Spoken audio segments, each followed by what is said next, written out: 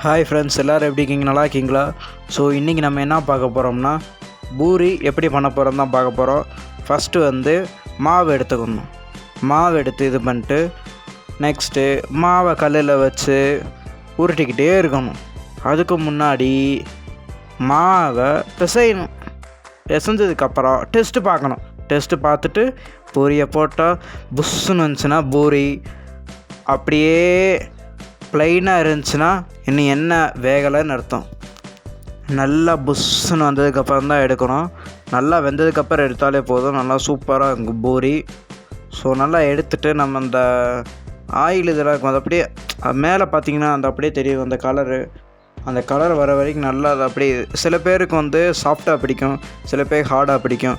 Okay, இந்த video பிடிச்சிருந்துச்சுன்னா like பண்ணுங்கள், ஷேர் பண்ணுங்கள், சப்ஸ்கிரைப் பண்ண மறந்துடாதீங்க. நிறையா பேர் வீடியோ பார்த்துருக்கீங்க, சப்ஸ்கிரைப் பண்ண மறந்துடாதீங்க. ஓகே, பாய்.